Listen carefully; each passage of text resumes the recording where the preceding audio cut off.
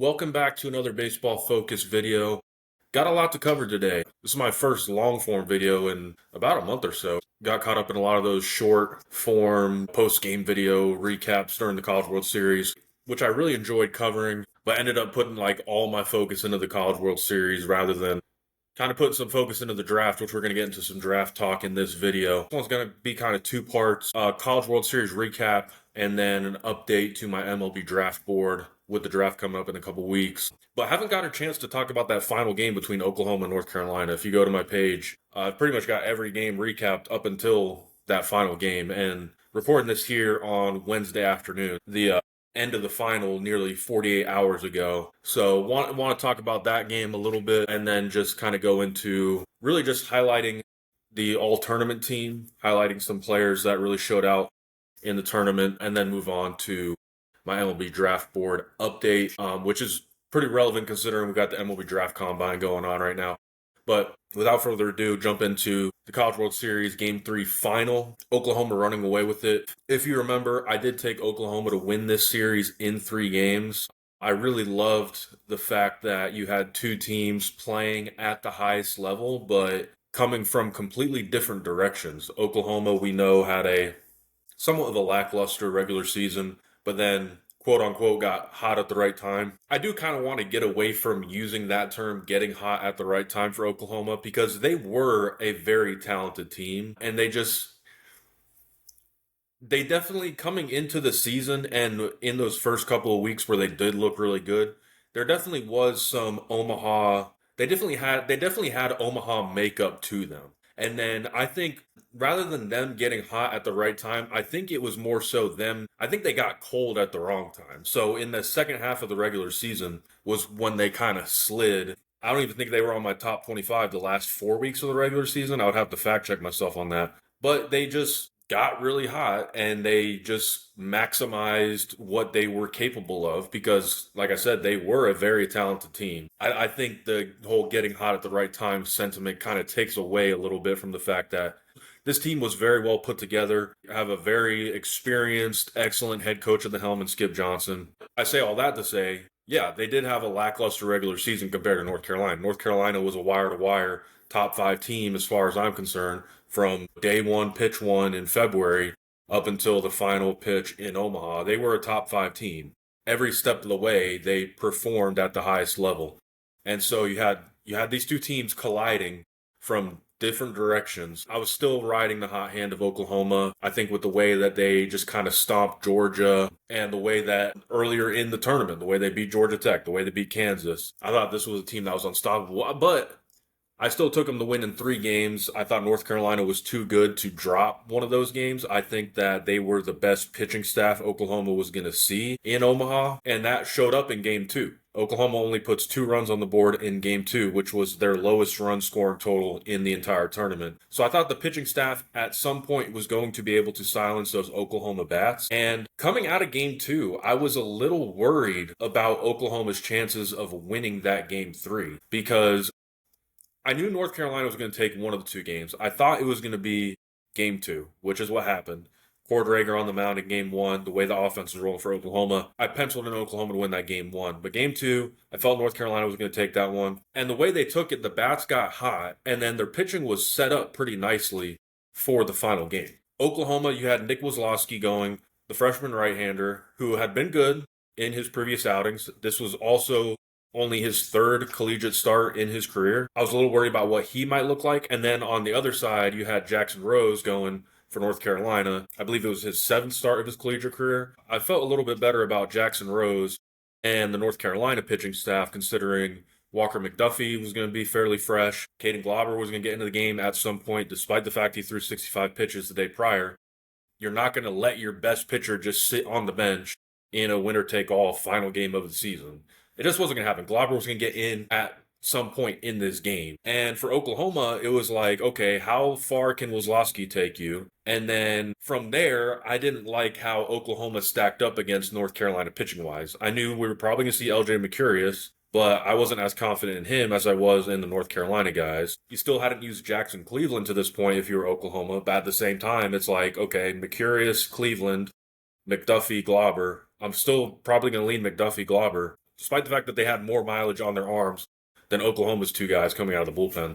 And with the way North Carolina's bats did get hot in that second game against Xander Mercurius, I felt like this was a trap game for Oklahoma in a sense. But they proved me wrong. They come out and they win. I believe it was the final was 13-2. They jump out to an early lead like they did in the first two games. You do get the early hook from Nick Kozlowski. It's not that he pitched bad by any means, but in a winner take all scenario like this, no one's going to have a long leash, especially if you're a freshman making your third collegiate start of your career. And then in the bottom of the second, you get that base running blunder by North Carolina, which kind of felt like it changed the course of the game because you had Oklahoma up 2-0 at that point. Runners at first and second, 2 outs. Rome Kellis hits a single to right field. You're going to get the 1-run home, but then Carter French tries to do advance from first to third on the single, gets thrown out. The tag is applied before Paulson can score. So rather than the score being 2-1 with 2 outs and runners at first and third or first and second, and French decides to hold up there. Now it's 2-0. Kind of get the wind taken out of your sails, and Oklahoma's back up to the plate. So even though this was a blowout win, and it's like you can't really look back at one singular moment in a blowout win and say, oh, this is the reason Oklahoma won. But it definitely changed the trajectory of the game. Even though it was early, it kind of felt like North Carolina's win. It felt like their wind had been taken out of their sails because Oklahoma already came out looking pretty hot offensively. And then at what point are we going to be threatening to score runs again? And so let's say they do put a run on the board and they continue to rally in that inning. It kind of changes the course of Oklahoma's approach. It changes the course of North Carolina's approach. And that game can go in a completely different direction. So it really felt like that moment, it really changed the trajectory of the game. Oklahoma puts one on the board in the third, and then North Carolina gets one back in their half of the third. But then Oklahoma just runs away with it from there. All but 2 hitters hit safely in this one. You get 3 hits out of Jackson Willits. Brennan Brock, Deshaun Harris, Dayton Taki, Kyle Branch all have multi-hit games. Dayton Taki goes yard. Kyle Branch hadn't homered in the entire NCAA tournament, and he hits one in his final at bat. Kind of a cool moment there, considering, his brother Colby did the same thing against Oklahoma for Georgia. So yeah, just everything was clicking for Oklahoma, and North Carolina had no answer, on the pitching side. So, and that's another point in which the game's trajectory kind of changed. It was, I believe it was the top of the 4th inning when they decided to turn to Caden Glauber. Walker McDuffie walks the bases loaded in the top of the 4th, 1 out. That's the moment you have to turn to Caden Glauber because the game it's a 3-1 game at that point. Oklahoma threatening to break the game open. Even if Glauber's coming in to strike out 2 batters and then leave the game. At that point, you need your best pitcher in the game to shut down that rally. That's the turning point of the game. Like I said, the base running blunder was a game-changing moment, but this is where the game is decided here, essentially.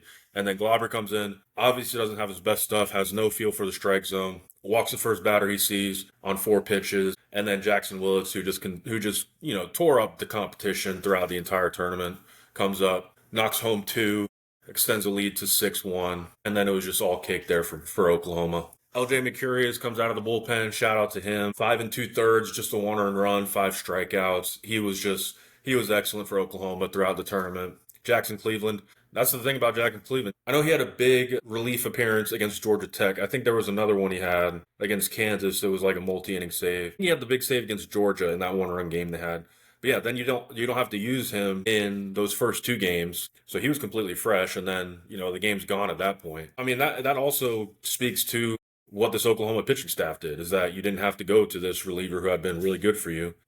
All right, give him an inning in the final to close it out. So yeah, everything just firing on all cylinders for Oklahoma. Just an awesome run, one that I won't forget for a long time. I kind of already did my spiel about how we shouldn't be referring to this Oklahoma team as the team that got hot, but in future seasons, when we're referring to a team getting hot, I will always think about this Oklahoma team just because of the run that they went on, regardless of the fact, even if they had a better regular season than they did and they came into the tournament and then just steamrolled Georgia Tech and Kansas and then went undefeated to the final, even that is as impressive as what they did this year. Shout out to Oklahoma, 3rd title in school history, first since 1994. The all-tournament teams, you had Dayton LaChance was your catcher. Oklahoma catcher. Obviously this team is going to be filled mostly with Oklahoma and North Carolina players. Catcher Dayton LaChance. First base, Eric Paulson, your North Carolina first baseman. Second baseman, Gavin Gallagher, North Carolina. And then third base, Tyrus Hall out of West Virginia. Shortstop, to no surprise, Jackson Willits, Oklahoma. Your outfield, Jason Walk and Deshaun Harris from Oklahoma. Owen Hull from North Carolina. I don't think there's any surprises with those picks. Your designated hitter was Adrian Rodriguez. He had the cycle against Alabama earlier in the tournament. And then your starting pitcher was Joey Volchko, and your relief pitcher was Caden Glauber. The only changes I made, I basically moved Caden Glauber to closer because I also wanted to give LJ Mercurius his flowers.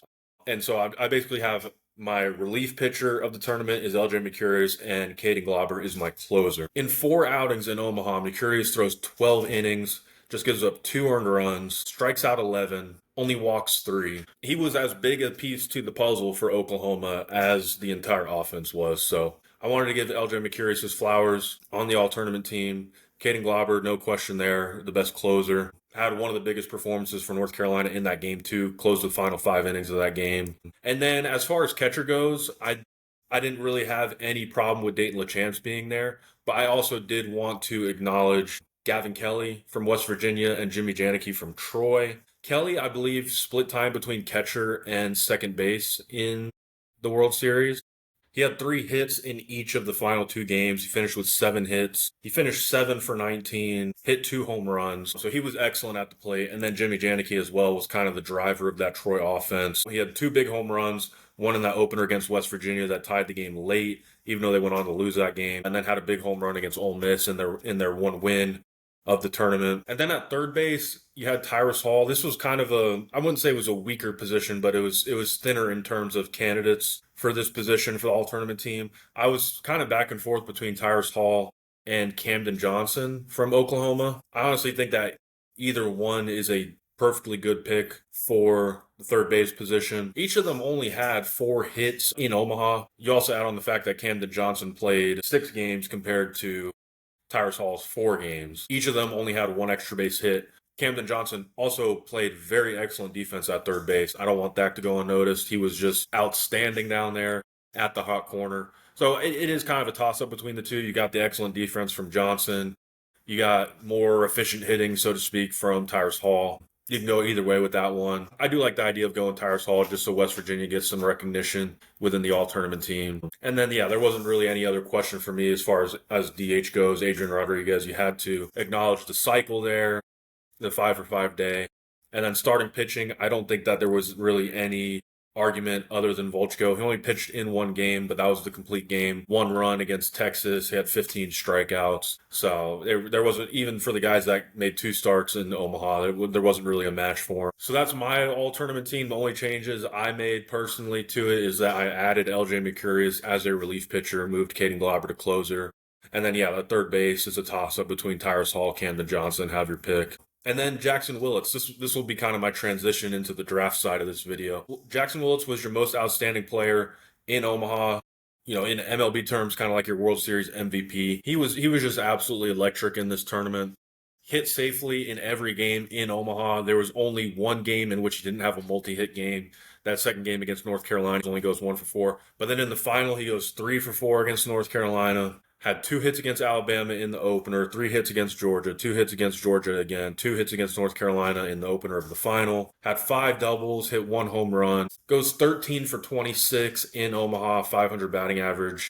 It's just like, what more could you have asked from your shortstop that has been in this program, has played every step of the way since the freshman year? I don't think there was really any question on who was your MVP in Omaha but Jackson Willits. And then as far as the draft goes for Willits, I did make a video explaining, here's your draft prospects to watch in Omaha. I do want us to get away from using Omaha as a reason to have players climb or fall on boards because it is just a 1-week sample size. I'm big about looking at the overall picture, and I don't think using 1 week of baseball is enough for me to say this 5th round guy is now a 1st round guy because look what he did in Omaha. This guy, this was a 9th round guy. This guy's the 3rd round or 2nd round guy because of what he did in Omaha. Now, it's sad to say that all data is good data, and you can use what you see in Omaha to move a player up a board, move a player down a board. Maybe there's something you see from him in Omaha that you didn't see elsewhere. Maybe he's tapped into something. For Willits, that's the thing, is I think that Omaha performance is weighs more heavily for these guys in the day two range than the day one range. Like, for instance, I had Justin LeBron at 13 on my board. He goes to Omaha. I don't recall what the performance looked like offensively. If it was a stellar performance, I would have thought about it off the top of my mind of what it looked like. But regardless of what he did in Omaha, if he went out and led Alabama to the final, or if he went out and went 0 for 8 with 6 strikeouts in his 2 games in Omaha, it wouldn't have changed my ranking of him on my draft board. I would have stuck him at 13 because I'm looking at the overall picture and I know where he stands, despite the 1 week sample size. Now, once you get further down the board into the day two guys, past your third round guys, that's where, and I mean, really past the first round is where everything starts to get a lot more muddy. But really, once you get past that third round, and this is the nature of every draft, is that the gap between your fourth rounders and your 10th rounders are not very far at all. You can have a player going to Omaha that is somewhere in that range. And then if he goes and shows out, okay, yeah, now you can use that as some separation among those players in that tier just because there is not much of a gap there. If you add the Omaha performance onto the track record, okay, we can move this guy up. That I say all that to say that's kind of how I'm viewing Jackson Willits now. For me, he was probably fourth, fifth round range, and then I mean, not only Omaha, he was excellent throughout the entire NCAA tournament. Now it's like, okay, I could see this guy going in the third round, maybe even late second round. It's just like it's a profile scouts really love, and I know I've heard reviews on Willits is like this, this kid's a scout's dream. It's average contact skills, it's average power. I think it's going to be average contact skills and average power at the next level. I don't think he's going to stick at shortstop. He's pretty polished defender, but I think he lacks the athletic upside and the high-end defensive skills to stick at shortstop. I think he's probably a second baseman at the next level. But with that, I think he's probably a 45 future value, maybe a 50 future value in pro ball, which is your average professional baseball player. So I don't think he has like the all-star upside of some of these guys you're going to find in the first round. But I think of all of the guys I would rank within that tier, your 45 FVs, maybe your 50 FVs, I give Jackson Willits the best chance at getting to that outcome, which is very valuable because every team needs average big league ball players. It's still tough for guys in the first round to live up to that. And so for you to have a guy that you can feel confident getting to that outcome, even if it's not an all-star or superstar level, that's very valuable to have. And I think Jackson Willis is that guy. I'm in love with the swing from the left side. He can obviously do it from the right side as well. It's an all-fielders approach, good feel for the barrel, can get it in the air to the pull side at times to really maximize the power output. And then, like I said, it's just like real polished defensively. He's got the bloodlines as well. His dad, Reggie Willis, who was the hitting coach at Oklahoma, played big league ball. If you recognize the last name of Jackson Willis, it's because his younger brother, Eli, went number 1 overall last year. So there's obviously bloodlines. There's an obvious professionalism to his game. What he did in Omaha is one of the exceptions. I would say, okay, yeah, I'm going to use this performance to push him up my draft board. He's probably still a third round guy, maybe late second round if a team is really bought into him. The skills aren't as high end as you would like them to be for early second round, late first round type. I have him 81 on my draft board, which puts him early third round according to my board. And then we'll kind of stick with these Omaha guys just because we're on the topic. My last video I did on my draft board, I believe it was 75 players at the time. We're up to 105 players now, so 30 players have debuted onto my draft board. At this point, I'm trying to make sure all the consensus day one guys are getting onto my draft board because, when I had it at 75 players, that was more so 75 players that I had already had an eye on. I know that even when I put the board out, it's like I know that there are players not on the list that are supposed to be on the list. So really from there, I've just been trying to make sure everyone that is a consensus day one guy is getting onto the list. Gavin Gallagher had an excellent excellent showing in Omaha. He comes in at 95 on my board. Owen Hull wasn't previously on my board. He's up to 69. Owen Hull's a profile I think is going underrated. I think that he has a shot at being a comp pick, like first round comp guy. It's a real explosive profile. He's 6'4". I think he's 215. And he's playing center field where he's showing that he is probably going to stick at least in the lower levels of the minors. Has a strong arm. It's not high end athleticism, but it's pretty darn good athleticism for his size. And then you add on the profile at the plate, left-handed hitting. I would call it above average contact and above average power at this point, and an approach to back it up as well. And so I think there's more power to come there.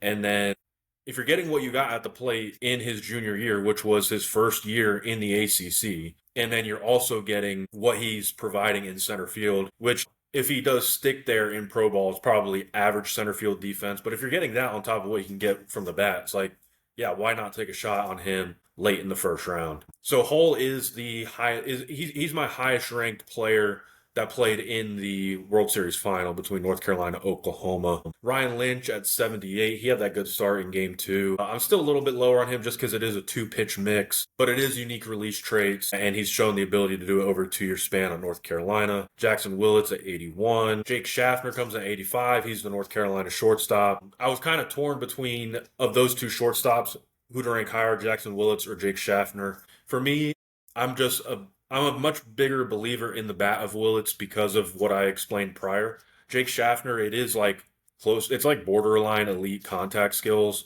but there's probably not much power in there. And then defensively, Schaffner has a better shot at sticking at shortstop than Willits does, but he is on the taller side, so it's like, okay, how does that project long term?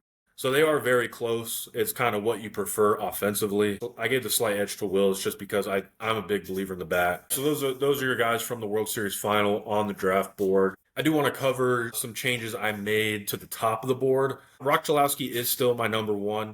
I do think we're at the point where Rock Chalowski, Grady Emerson, and Von Lackey are all neck and neck. If the White Sox went with either of these three guys as their number one overall pick, I wouldn't have a problem with either of them. But Chalowski is still number one on my board because if I was the White Sox, I still would take Chalowski. For me, Chalowski's been number one at every stage dating back to the beginning of the cycle. And when you get a guy like that, it's easy to try to poke holes in the profile, which I've tried to do, and I just can't really find any. The only hole you can poke into the profile is he's not a plus runner. I mean, he's hit at every stage. He's an elite shortstop defender. I understand the case for Emerson. It's probably a higher ceiling there, but I more so like to bet on the floor than the ceiling. I think the fact that Chalowski has put together a very extensive track record dating back to his high school days, the fact that he hasn't skipped a beat at any stage, that's a profile I am all in on. I understand that the high school shortstops in general have a higher ceiling. I don't know if Emerson's going to stick at shortstop just because of his size, but he is going to be an above average defender wherever he does land. And then Lackey, I absolutely love Von Lackey. He's my favorite player in college baseball this year.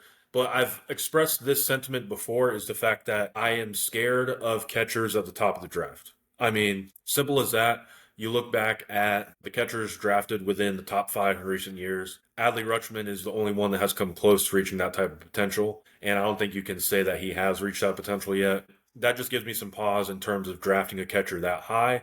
So Lackey still remains 3 on my board. Chalowski, Emerson, Lackey has pretty much stayed the same since my mid-season update, in which I pushed Lackey up from the 20s all the way up to 3. And then from there, not much has changed. One of my big risers in this update was moving Derek Curriel up. I think I had Curriel at 29. I moved him up to 15. When you get later into a draft cycle, these higher floor players become a little more attractive. I think teams just kind of get cold feet when it comes to these higher upside guys, like your high school pitchers. I think once it gets closer, I think the natural tendency is to lean more towards the players you feel safer about, especially in the first round. You don't want a first round bust. And Curriel is one of those guys with just a super high floor because it's, elite bat to ball skills. It's above average athleticism, above average defensive skills in center field. I don't know why I was lower on him in the cycle. Well, I know why I was because he hadn't really made that improvement in the power department that we had wanted to see from him. But at the same time, he did get to all of his power in his sophomore year. That's the other thing you have to account for. It's his sophomore year.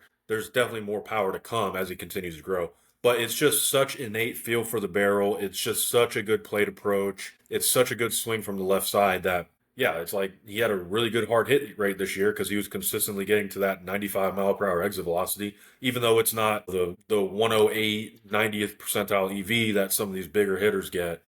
He's consistently getting to hard contact, and there isn't really any holes you can poke into the swing or in the approach to where it's like, okay, this isn't going to translate in pro ball. So that's why I moved Curriel up. Some of these other college hitters I moved down. Ace Reese moved down a little bit. Ryder Helfrich, I still have in the same range I had him at the beginning of the cycle. College catchers with hit tool concerns really scare me. Helfrich, he's definitely a slam dunk to stick behind catcher, but if you have a catcher with hit tool concerns, how much power do you think he's going to get to? And it's just it for me, it's a scary profile. I still think Helfrich's going to be an excellent defender at the next level, but I'm just lower on the bat than most others. He has climbed into the top 10 on some lists. I've seen him mocked as high, I think as high as seventh overall in some mock drafts. I'm still a little bit lower on the bat, but I still think he's a slam dunk first rounder. Brody Bumilla, I finally moved up. He was in the 50s in my previous iteration of my top 100. I still want to see the breaking stuff come along, the secondaries, which obviously he doesn't have a chance to do that before the draft because season's over for everybody. But at the same time, it's like you don't see these profiles come around too often. You do have your Noah Schultzes and your Screw Schoolcrafts, but I think Bumilla is better than both of those pitchers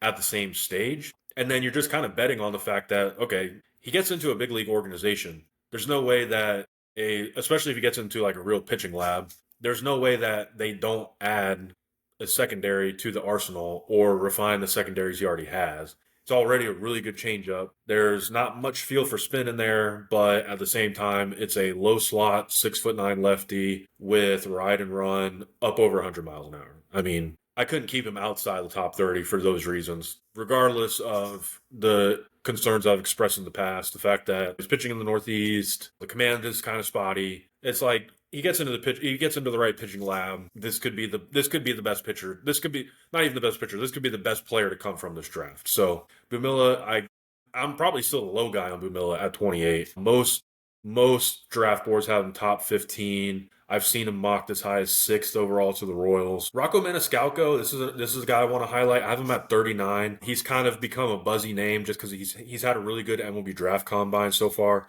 I'm going to have an MLB Draft Combine video here later in the week, kind of recapping the big storylines that come from that. I do want to highlight Maniscalco real quick. I started the draft board with 50 players at the beginning of the cycle back in December, I think it was. I had Maniscalco 10th overall. And I was definitely like the ultra high guy on Maniscalco.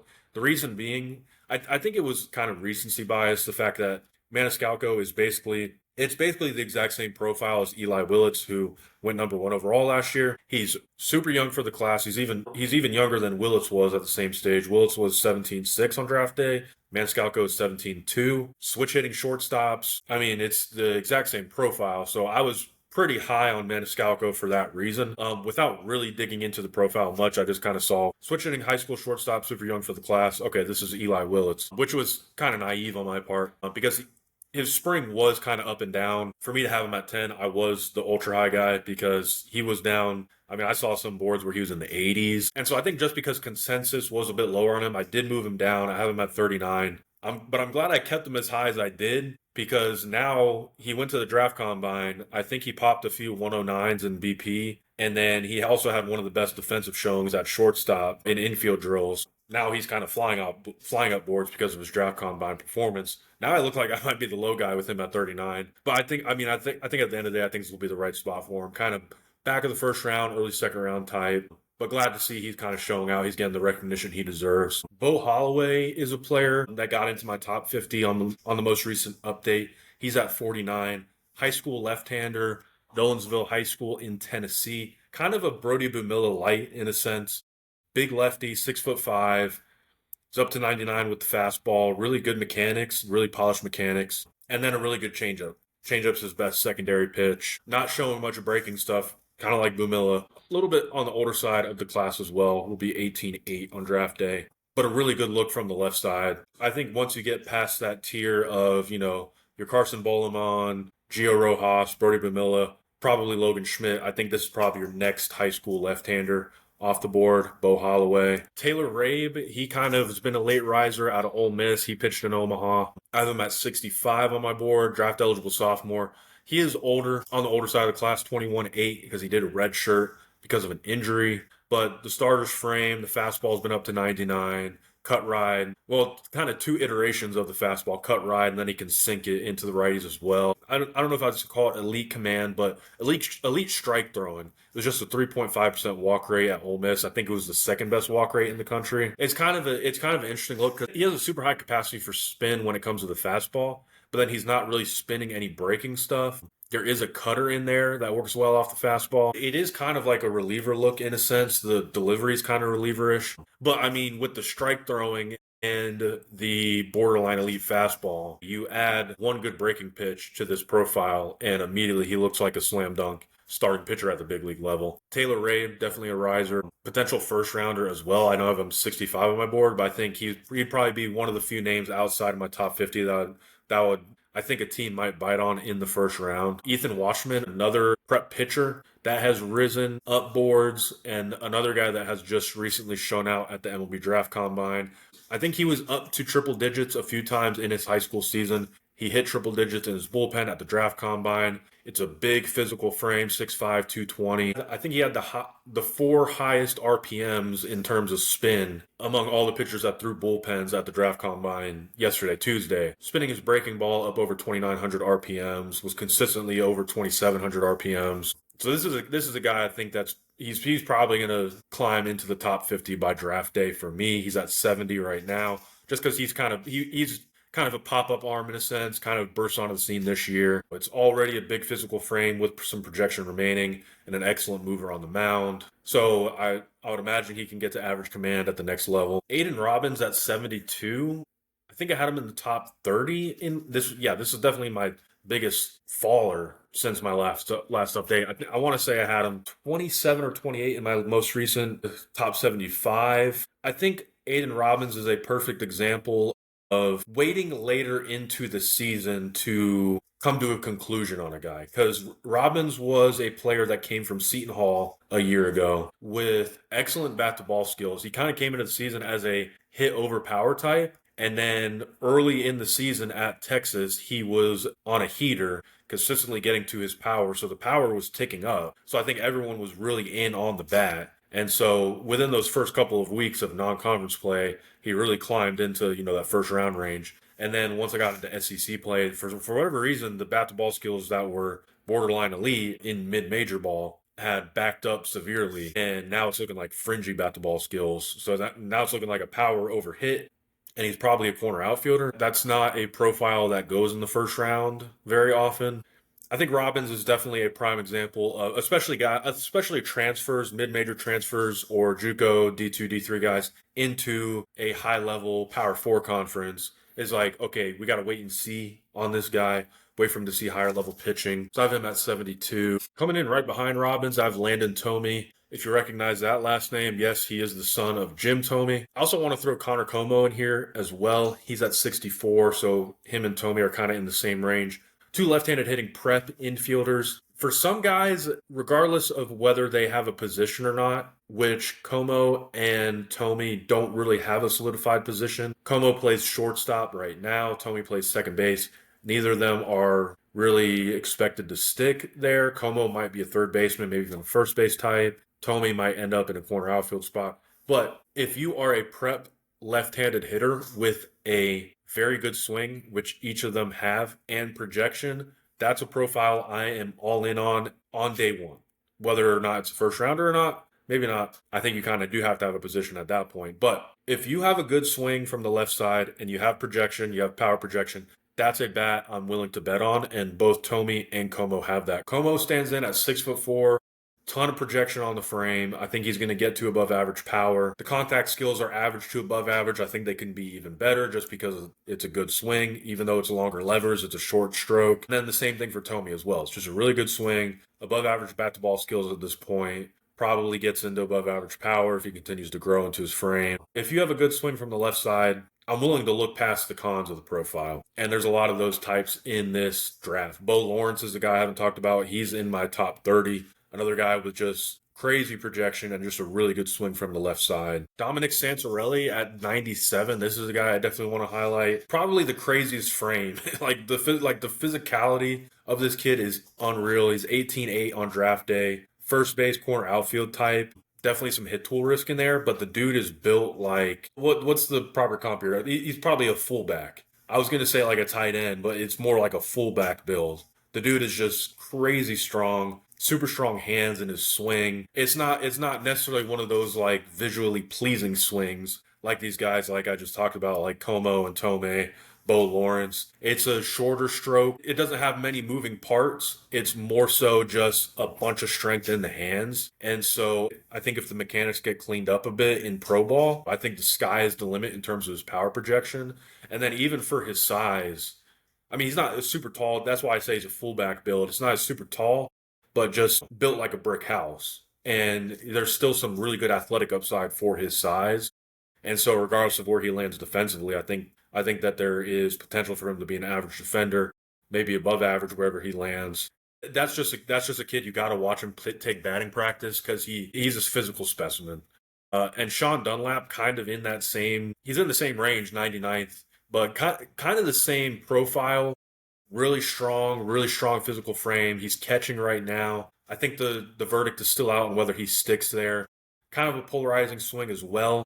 Bit of a longer swing, but also some really elite power projection if you can get to enough contact skills at the next level. Mulavai Lavu, I have at 102. This is a guy probably moving up just because it's a very polished swing, very good contact skills. I think the only reason I have him as low as I do is because he's probably a first baseman. He's at the draft combine as well right now. He got some reps in at third base. I know UCLA said that he can play third base. The reason he didn't play third base is because Roman Martin was there this year. Roman Martin's at 100 on my draft board.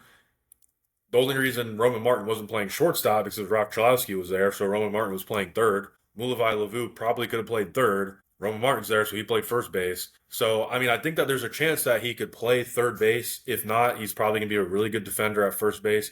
It's kind of like it's pretty much Trey Morgan from a couple years ago in 2023. Probably the best first base defender in the class, and then really good bat to ball skills. Not much power in there, but kind of like Derek Curiel in a sense. It's like, okay, the approach, the feel for the barrel, the quality of the swing, I think he's going to get to all the power he does have. So Mulavai Lavu is probably a guy who would probably move up closer to the draft. Because like I said prior, it's like these guys with these high floors, it's like they feel a lot safer the closer the draft gets. So that's your top 105. I'm going to continue to add players to the board as the draft approaches. I'm hoping to get it to 150 players. But I encourage you to go check it out. I'll have it linked below the video. I will have one more mock draft. I promised I would have 5 mock drafts before the end of the cycle. I'm going to only have 4. I meant to have my mock draft 4.0 out a couple weeks ago, but I ended up wanting to wait on the College World Series to end for me to release that, and then also with the draft combine coming right after that. I also wanted to get the draft combine out of the way before I released it as well. So then it's like, okay, by the time I release that, it's only going to be about 2.5 weeks before the draft. It's not really sense in doing another mock draft. So mock draft 4.0 will be out probably by the end of this week. That will be the final mock draft of the cycle. I might do like a mock draft 4.5 where I just shuffle a couple players a couple days before the actual draft. But until then, because I mean, there are no games going on, so these players are kind of limited in how much they can move at this point. But from here on until the draft for the next 2 to 3 weeks, all draft focused here. My MLB Draft Combine video, I'll have a mock draft video out. Check out the draft board. From here on out for the next couple weeks, it's going to be all draft content. Let me know what you want to see. But until next time, thank you for watching.